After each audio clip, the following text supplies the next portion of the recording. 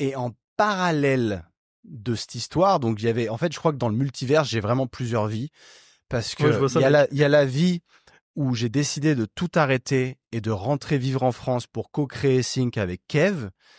Et il y a la vie où je bosse à Dubaï, mais il y en a une autre que j'ai oublié de parler. Je rentre en France, habiter sur le canapé de ma maman pendant 3 ans, le temps qu'on arrive à se payer ne serait-ce qu'un SMIC, quoi. Et c'est là où la réalité, elle tape, c'est ah ouais, maintenant il va falloir, tu veux créer un truc, c'est très bien, t'as pas de patron, c'est très bien, mais le taf, il va pas se faire tout seul. Mm. Donc c'est là où avec Kevin, on s'associe et on crée ce fameux projet. Et du coup, Sync, ouais, ça a été créé 2017-2018. Et j'ai l'impression que ça a commencé vraiment à péter après de mon ressenti. Il y a quoi? Il y a 2 ans max? Non, J'ai plus que l'impression. ça. Plus que ça, ouais. Euh, Après, tu sais, j'ai l'impression. Après, c'est mon point de vue et tu pourras me dire un ouais, peu c'est le d'ailleurs qui c'est ressenti que de. qui c'est que vous avez comme ambassadeur. Mais moi, j'ai vu vraiment genre Alaya en mode ambassadrice Hmm. et je pense que c'est une superbe stratégie de la reprise et elle représentait exactement la marque, donc c'est parfait. Mais c'est vrai que tu vois, genre ça fait ouais, à peu près 2 ans et tout. Du coup, je vois le truc, mais Hmm. maintenant je vois la hype du truc et l'intérêt vraiment de la marque Sync. Mais avec le recul, c'est vrai que par rapport à l'époque, surtout en plus que les protéines véganes qui avaient un minimum de goût, elles se faisaient rares, quoi. Ouais, C'était un peu la surtout pas galère. édulcoré au sucralose ou autre, ouais. Ouais, Exactement. c'était un peu. Alors, 2017, ça a été l'année de brouillon, si tu veux, de sketch où Hmm. tu designes le truc, tu approches des laboratoires, tu fais des formules, tu vends rien, hein, mais c'est une année de test. Et 2018, c'est là où on a lancé officiellement au Salon du Fitness au mois de mars 2018. On s'était entouré de plein d'influenceurs, on avait levé de l'argent, ce qu'on appelle de la love money, donc des gens qui sont relativement proches de nous et qui étaient en mesure de mettre de la thune, pas Je comme vois, des ouais. business angels, c'est pas des montants exorbitants non plus, mais derrière ça nous a permis de lever des prêts bancaires. En plus de ça, donc on avait quelque chose qu'on avait réussi à lever un peu plus de 100 000 euros si tu veux, donc on était content au début, et puis tu te rends compte que bah, ça se crame très très vite. Ouais. On avait pris de plein d'influenceurs qui nous ont fait perdre beaucoup d'argent, parce qu'en fait la plupart ne convertissaient rien du tout. C'est pas contre eux, hein, mais c'est nous qui avons mal fait notre travail parce qu'on n'a pas tapé les bons profils. Et au début, c'est compliqué parce que tu fais une marque, tu as envie de créer une marque qui te ressemble. Donc nous, on était deux sportifs de la muscu et du foot américain. On avait envie d'un truc performant pour les gens comme nous. Sauf que ça parlait pas trop aux gens comme nous parce que c'était un produit noir, performant, mais naturel et du coup très cher. Et forcément, bah, les mecs qui cherchaient du performant, généralement, ils en avaient rien à foutre de mettre le prix. C'était, on met un truc pas trop cher, de la whey à 20 balles et c'est très bien. Et du coup, on vendait pas des masses, hein. C'était compliqué au début, surtout qu'on n'arrivait pas à avoir un bon goût chocolat et un bon goût vanille, ce qui fait qu'on a lancé au départ un seul parfum, c'était tarte aux pommes. Non, Ah oui, alors en sur le plus, ouais, papier, c'est c'est quand encore même moins. super sexy et moi, c'est ma préférée encore aujourd'hui. Mais en France, on est quand même conservateur, on prend pas trop de risques, donc chocolat vanille, ça aurait été très bien, tu vois. Et on n'arrivait pas, donc ça a mis un peu de temps. Dès qu'on a réussi à sortir le chocolat, ça a commencé à mieux marcher, mais on était en galère. Enfin, c'était très très dur. On se payait pas. Enfin, c'était, on vivait chacun sur le canapé de notre mère. Hein. C'était, ouais, ça a été une galère parce qu'on n'avait pas de véhicule. Je me souviens, je m'étais acheté une bécane d'occasion pas chère. L'hiver, tu roulais avec quand même. Enfin, c'était une période qui était très compliquée, surtout après avoir vécu le Sydney, Londres, tout ça avec de l'argent. Et T'as connu un peu ouais, la phase ascendante et un peu descendante, on va dire, très très très dur, d'un ouais. point de vue professionnel. Ouais. Et t'as même eu derrière, donc c'était quand? Attends, on a fait 2017, 2018, on lance, 2019. En fait, chaque année, ça augmente. Chaque année, on arrive un Ouais. peu à doubler le chiffre d'affaires. Bon, au début, il est pas très conséquent. Et 2020 a été la surprise. Il y a eu le Covid. Bon, moi, je décide de partir m'installer en Espagne parce que j'en peux plus de la France. J'ai déjà fait 3 Hmm. ans et c'était pas prévu. Moi, à partir du moment où j'étais parti vivre aux États-Unis, je savais que je réhabiterais plus en France.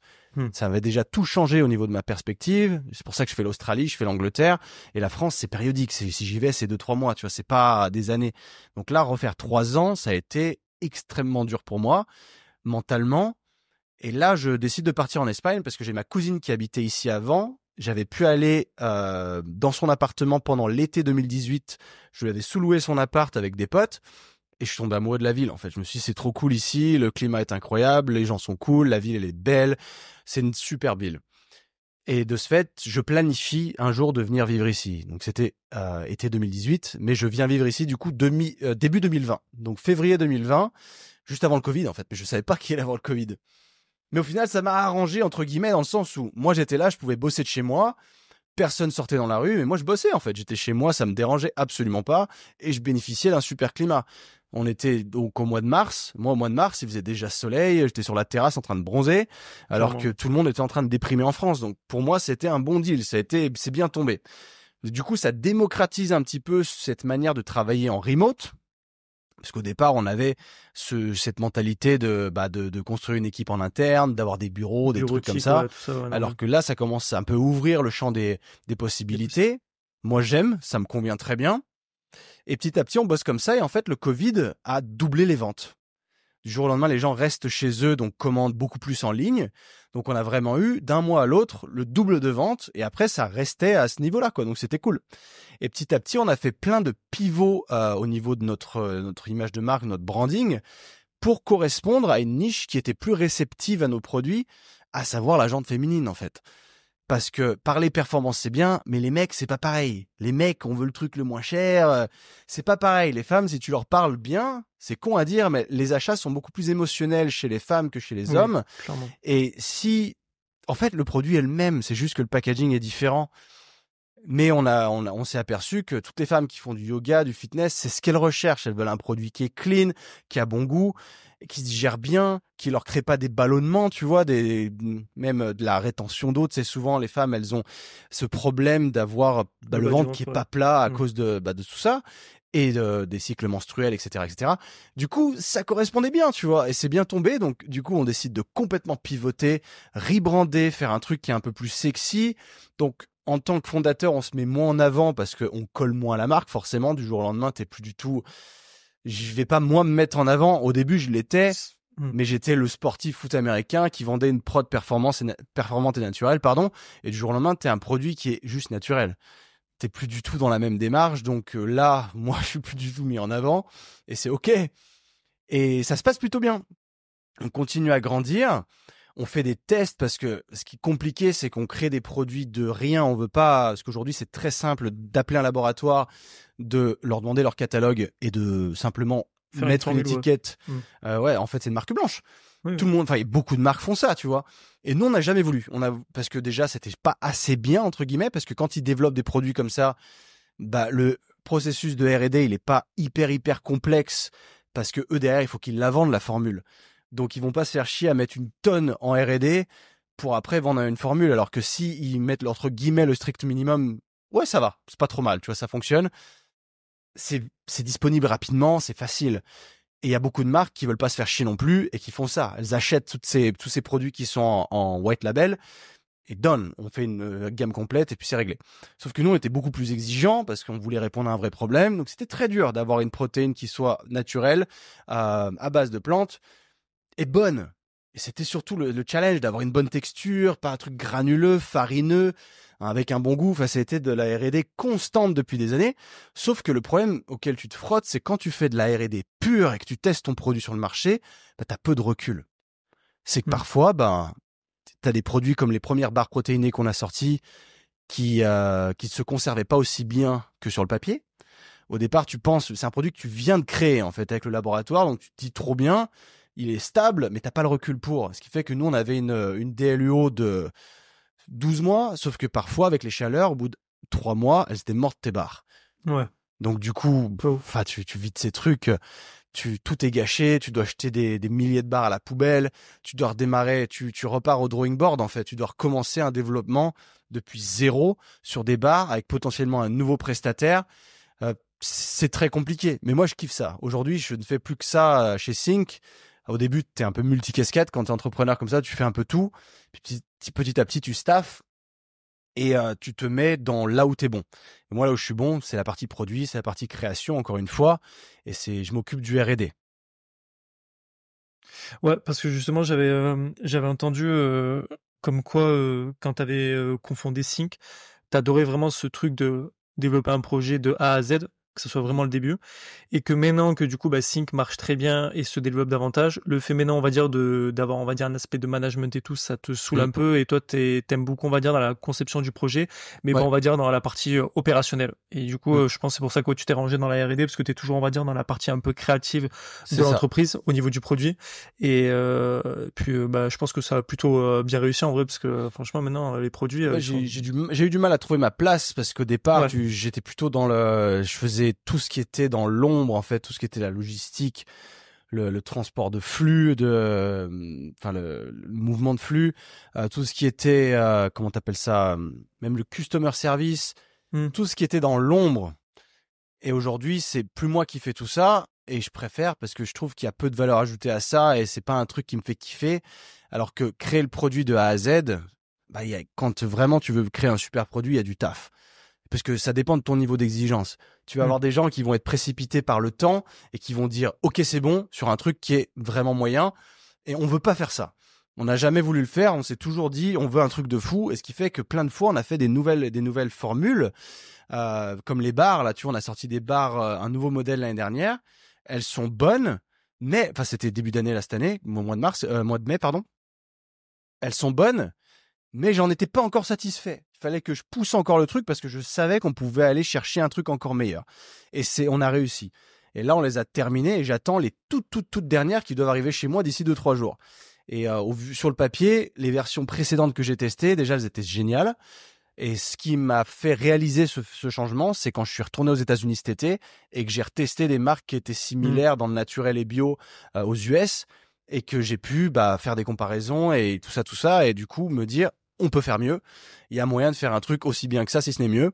Et du coup tu retournes au drawing board entre guillemets et tu repousses la R&D et c'est fun hein. Mais après derrière évidemment c'est du temps, c'est de Hmm. l'argent et tu te dis il faut que le produit fonctionne. Donc tu mets toutes les chances de ton côté pour développer un produit qui soit superbe et tu fais le maximum. C'est dur hein, et puis t'as toujours le truc vu de l'extérieur, les gens se disent ouais, t'es trop cool, t'as sync machin, mais en vrai de vrai la dose de stress quotidienne, les problèmes intempestifs qui arrivent de nulle part parce qu'il y a 6 mois, on s'est pris une espèce de backlash sur les réseaux sociaux parce que il y a eu du lactose qui a été retrouvé dans une production et on s'est fait tuer.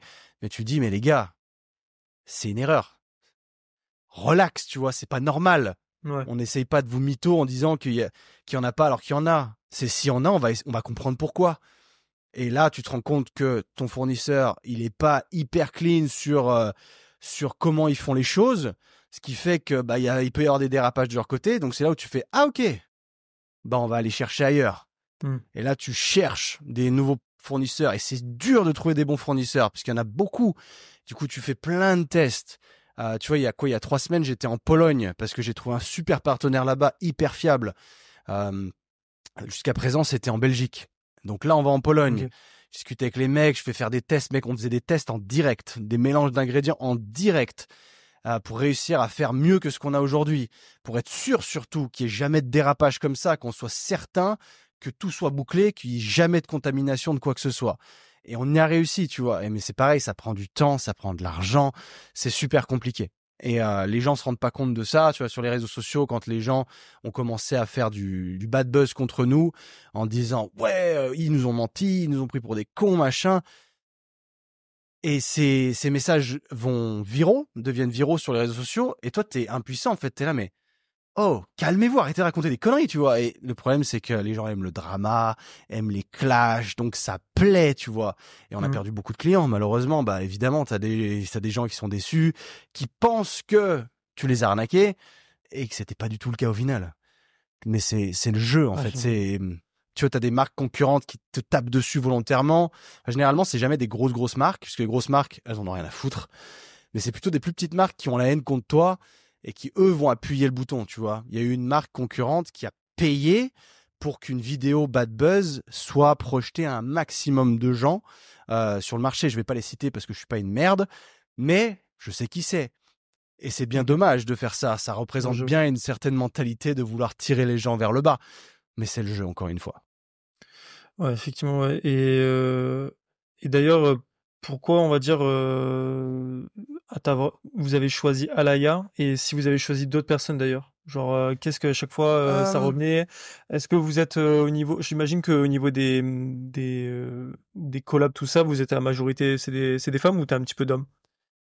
il y a eu les deux. Ouais, Ça a beaucoup changé en fonction du positionnement de la marque, bien évidemment. ouais, bah oui, j'imagine. Alaya, c'est une fille avec qui on bossait depuis longtemps, enfin, qu'on connaissait depuis très longtemps, parce à la base, moi j'étais pote avec Chloé Bloom et Chris, son copain. Donc c'était des potes à moi parce que quand j'habitais à Chambé, on avait networké avec eux. Des fois, j'allais passer le week-end chez eux à Lyon, ils étaient à côté. Donc on est toujours restés super proches. Et eux, ils ont bougé à Bali ensuite. Et Chris nous a présenté Alaya. Et on l'a trouvé super gentille. On a commencé à bosser avec elle. Au début, ça se passait pas de ouf.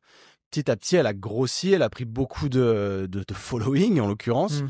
Et là, on a refait un contrat avec elle plus tard et ça marchait super bien. Et ouais, non, c'était la meilleure en termes de conversion, si tu veux. C'est Alaya, elle était géniale. Puis c'était une pote à côté en plus, donc ça se Hmm. passait super bien. Je l'avais fait un podcast avec elle quand j'étais à la Bali et ça, c'était cool. Moi, je l'avais écouté. Les hommes, du coup, convertissaient moins. Ça dépend de leur audience. Si t'as des mecs qui ont une audience principalement féminine parce qu'ils font beaucoup de recettes, bah, ça Tout ça, bon. fonctionne bien. Et du coup, on a eu quelques gars aussi avec qui ça fonctionnait bien. Tout le pôle influence, c'est moi qui m'en occupais, mais à l'époque, en 2018. Aujourd'hui, c'est plus du tout moi qui m'en occupe, donc je saurais même pas te dire tous les gens avec qui on bosse, tu vois. C'était que les principaux, entre guillemets, comme Alaya, mais sinon, je connais pas tout le monde. C'est un peu moche de dire ça, mais je suis pas assez la tête dans l'influence pour pouvoir m'en occuper, et pour vraiment savoir identifier tout le monde. On a des gens qui font ça très bien ici. Hmm. Donc moi, le côté vente, ça a jamais été ma came.